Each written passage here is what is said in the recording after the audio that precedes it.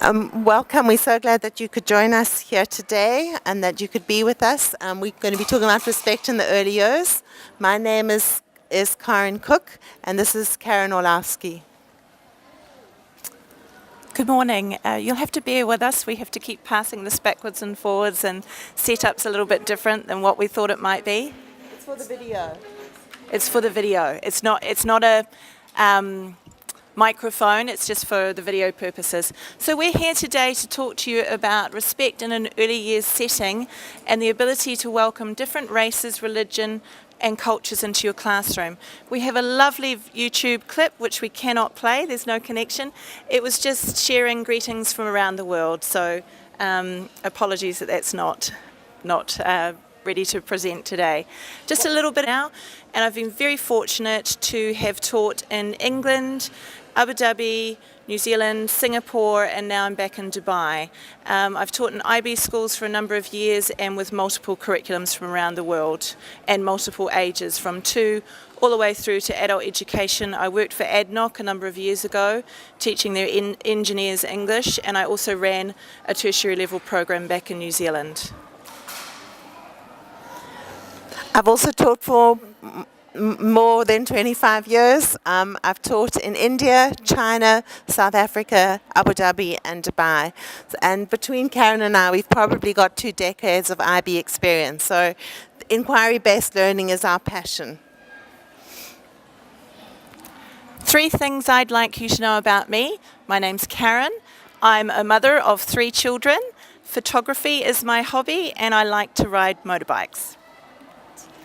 I'm also a mother of 3 children. I'm fascinated by history, particularly revolutions around the world. And I can't remember what my 3rd thing was. That's amazing. No. But that'll do. What we'd like to do now is on your tables, you'll see that there's strips of paper that we've put out for you.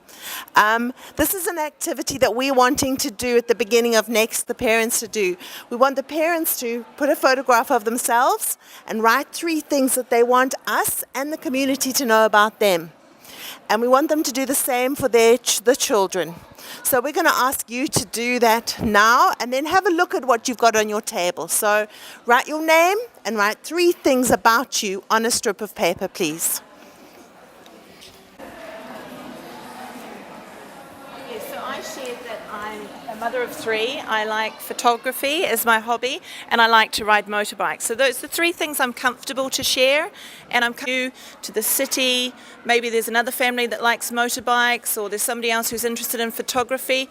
Often in the international setting, we are the first part of establishing a community for a new family. So this is one of the ways that we'd like to do that. We also want to know about our students, our children, what they like, their favourite story, their favourite song, so that we can make a connection in very early stages with each child. Our plan is, with the pieces of paper that come both from the parents and from the children, is to display them at our back.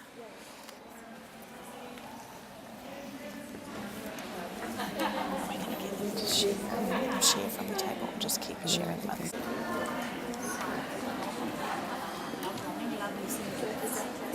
I've got 2 small dogs that I've adopted in Dubai. I've been married for the last 5 years and I'm from the UK and I've been teaching for the last 11 years. I love colors and of course What's your favorite? all art forms. I love art.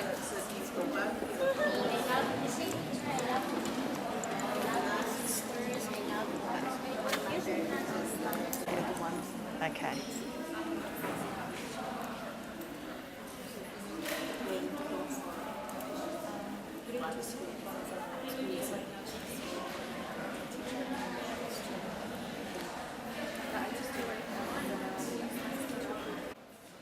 Kind of lost a group back there. So on our next slide, ladies, just looking up here, thank you for sharing. I love the way that you were all really interested in each other and finding out new things. We wanted to talk about how you create a welcoming environment in your classroom. One of our colleagues made this beautiful UAE flag with all of her class. Every child put their handprint. When the children arrive, for many of them coming into a nursery and earlier setting, it's their first time that they're away from their family.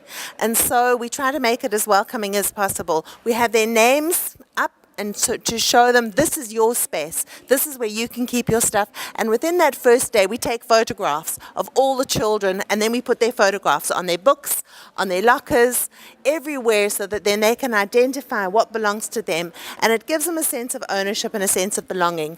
We also make a point of just having signs that they're able to read and able to see, so they know, they feel independent, they feel confident in self-help skills. A simple thing is knowing where the bathroom is, how to get there. So we do a little tour of the school, and they know who the safe people are. So that's kind of part of what our first day looks like. And then the second day when they come in, everything has their photograph on it. An idea that people will use in the future. Just for 2 minutes. Could you write your ideas down on the A4 sheet of paper so that then you can take a photograph of that? And we can all have a photograph of each other's things, and then we'll be able to take that back to our schools.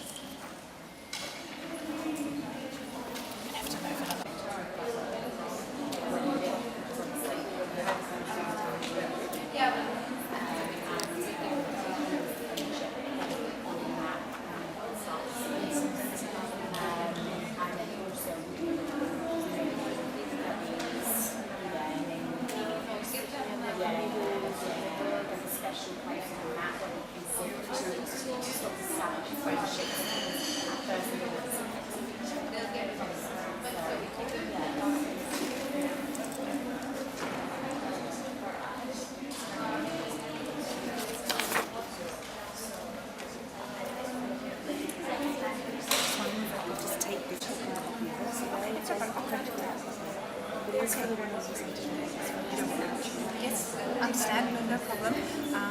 So if you've already given them the copy and it's exactly the same as what you're using today, except for taking it, that's perfect. No problem. Okay, great. Thank you.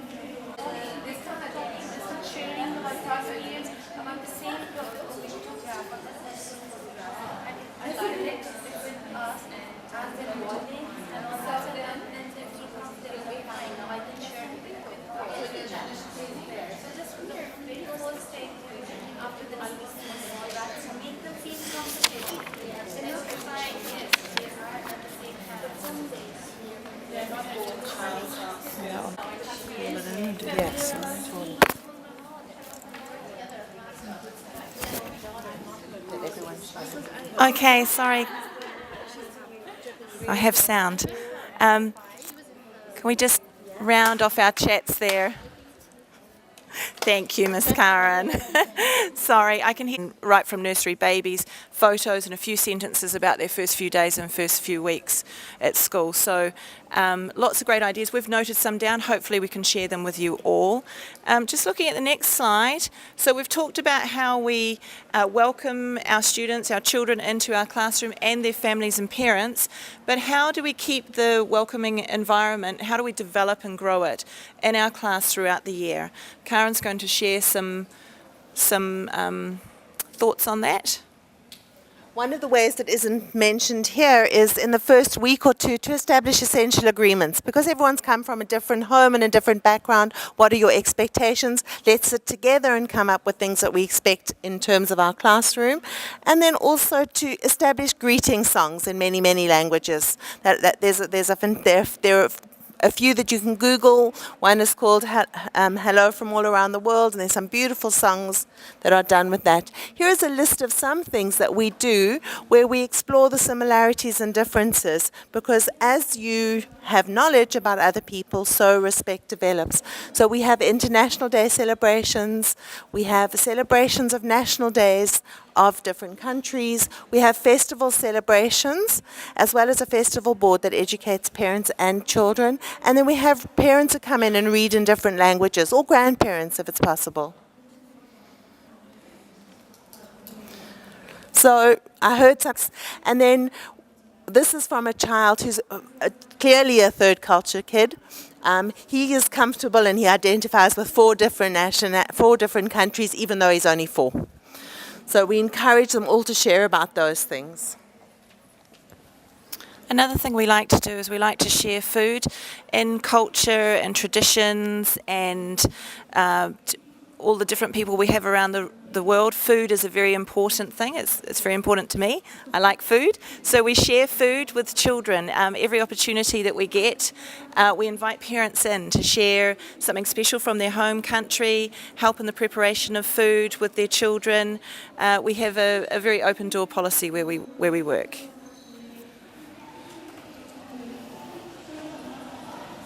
So that's just a few words for food in different cultures. Something we'd like you to do, but really it's a 30-second activity, is we'd like you to just think about your favorite food from your home culture, and then something weird that you've eaten, and just share it quickly. Go around your table. You've got about 30 seconds to do that. I don't know. And I cannot tell you. Seafood. I've never tried something. I've eaten chicken feet and cow intestines. That's probably the weirdest one I've eaten. What's the second thing? Cow intestines. The guts. Yeah. Yeah. It's a Spanish delicacy. I mean, Central American. I didn't like it. I ate a goat's brain. There we go. Yes, I've also eaten. Yeah, but I didn't want to eat it everything. I think the strangest thing I've eaten is the cartilage from around a knee of a cow. Wasn't it when we were in China? No, it was horrid. It was weird and it felt funny. What's the strangest thing you've eaten? Probably liver. That's about as far as I can.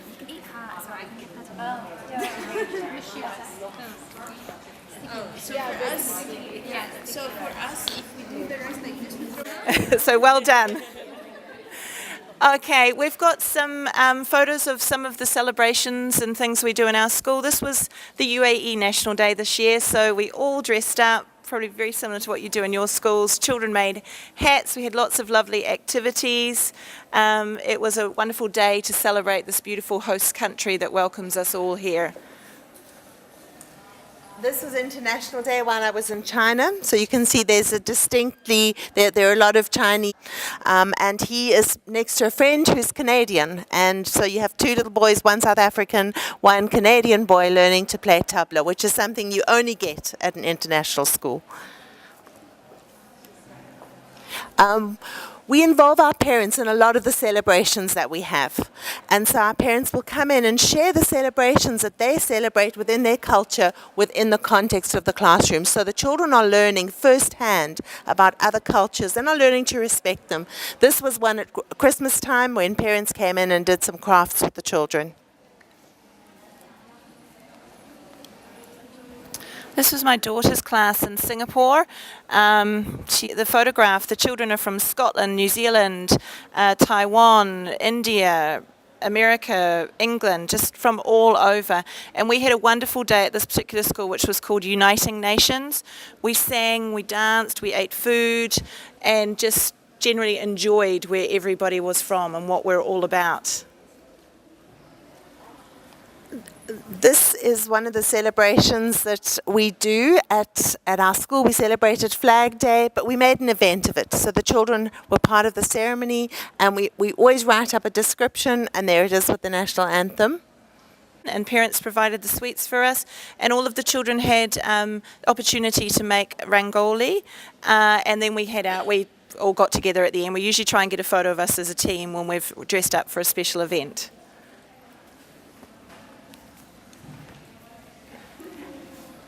As international teachers, the knowledge of diverse cultures is really important. So you're going to have to pretend that I'm sitting on a table in Karen's classroom waiting for her to come in and talk to me.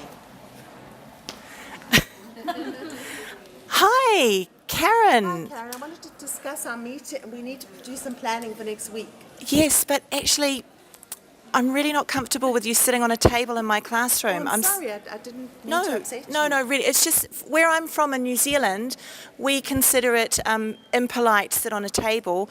We consider a table a place for food, so we don't usually sit on a table. Oh, then it's often when somebody does something that's culturally insensitive, it's because they don't know. It's not necessarily out of a sense of disrespect. And so that's one of the things to be aware of and to be open to, and not to be offended by, but to rather educate. And so we as teachers are expected to know about every single culture that comes into our classroom, which is impossible, because every year there's somebody from another country, sometimes one you haven't even heard of. And so what we'd like you to do now is just at your tables, share about some of the things you've learned, about some of the cultures that you've come across with the children that you've taught. One that I discovered in India, that was my first international posting, was when a parent bent down the first time to touch my feet. And to learn learn how to deal with that, because the first time it happened, I was very, very surprised.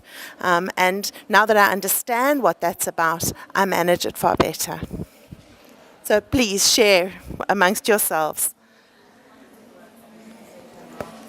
Should we try and get them to share this as share it as this as a group? Share it in between the different groups, or do you think it works just with the table? What's your phone's doing? If you just leave it like that, you can see it there, 19.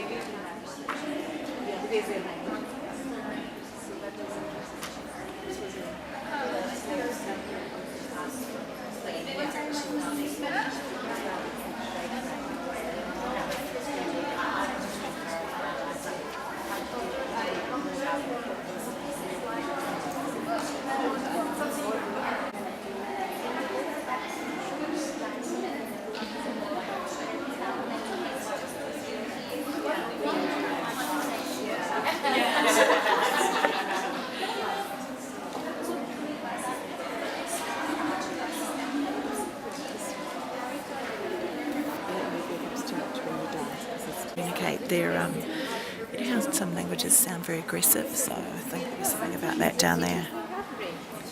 Lots of interaction, lots of valuable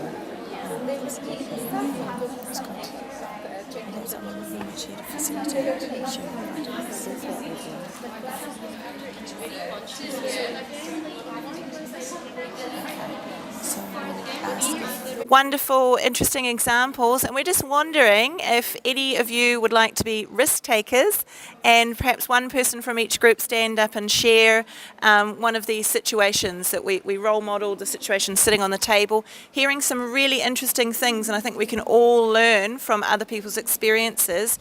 So can we have some people share? I think that, okay, lovely. Can you use it, stand up so the voice will just carry a bit better? So in my school, so I stuck my hand and she kissed my hand. And at that moment I was shocked, I didn't know what to do, so I kissed her hand. I didn't know what to do, so that's my cultural. That's brilliant. Thank you. The table at the back?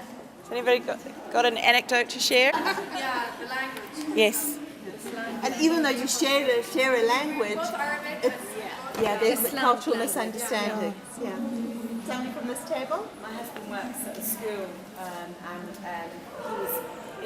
he was he usually breaks his lunch into 3 sections and eats it throughout the day.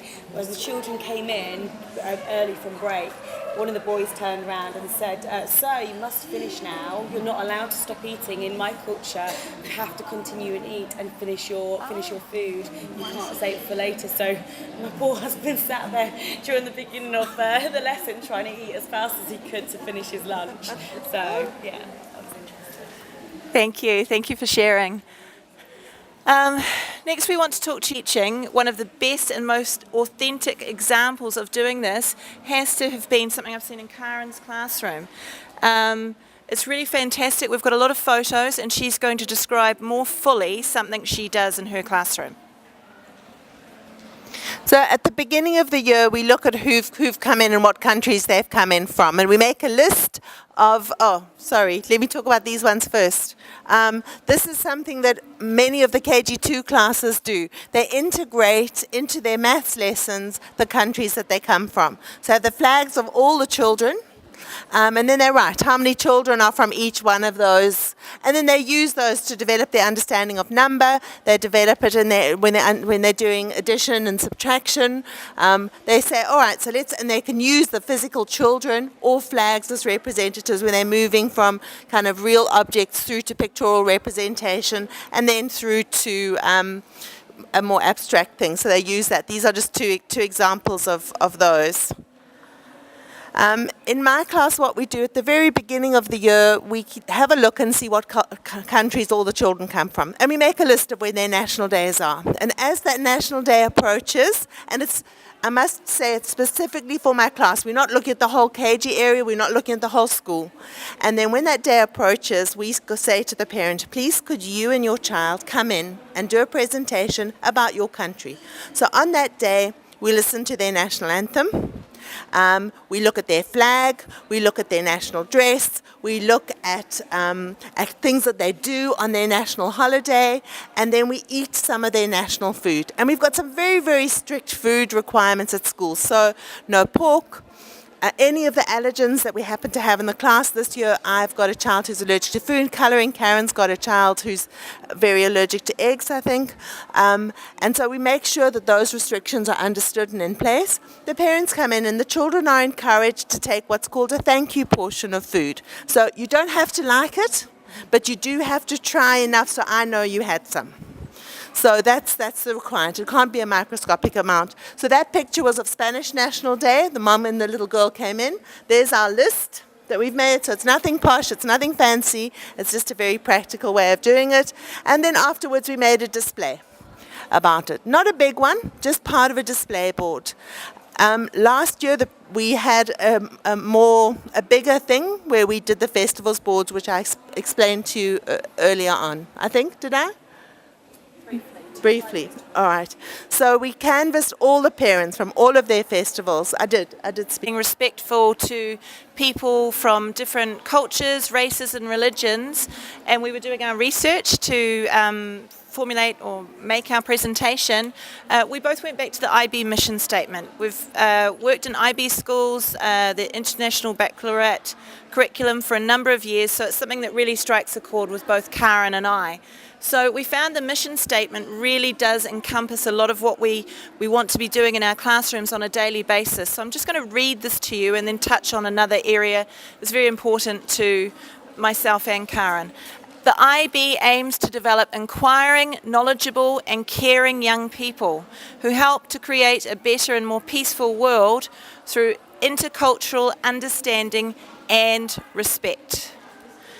And something I've particularly enjoyed since returning back to the UAE is the focus on children of determination and the total inclusion policy that is being rolled out, particularly in Dubai. And one of the reasons it really strikes a chord with me is because I have a child on the spectrum. We've battled, I might get a little bit emotional, we've battled to have him in schools in different places we've been at, but here he has the right to be at his school. And Karen has fought for it in many different places all over the world. It's been a real battle because she's had to educate parents. She's had to be the person who educates the teachers about what her child needs. Even teachers who are the people who are supposed to facilitate for children of determination. And that's very, very exhausting as a parent. It's something I've landed up doing as well. And Karen's in the middle of it. My son's already finished school. But it's an ongoing battle. It really is. Lenin, who was the leader of the Soviet Union, as well as Aristotle, and Francis Xavier both said, give me a child until he's 7 and he's mine, and I will show you the man.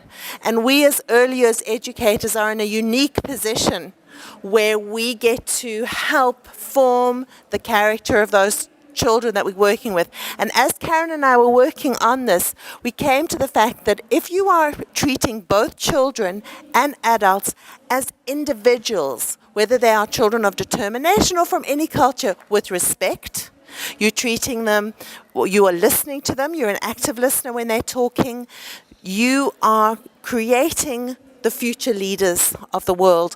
As international teachers, we're in a situation where we are influencing these children that either when they go back to their home countries or when they move on, they're making connections cross-culturally. They've learnt that other people can be right. And so we have that privilege, and the way that we model, you were talking about at this table, we model that to the children. And so the way that we are with the children and parents in our class is the way that those children will be when they leave school, because we are busy forming their character and their personalities. We wanted to share with you the 100 languages, which comes from the founder of the Reggio Emilia approach in Italy.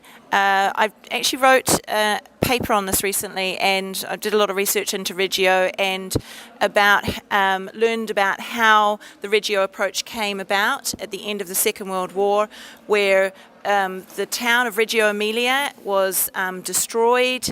There were no schools left, the houses were bombed, and the people of the village came together, picked up the rubble, picked up the broken bricks, and built a school for their children so that their children would have a place to go and to be.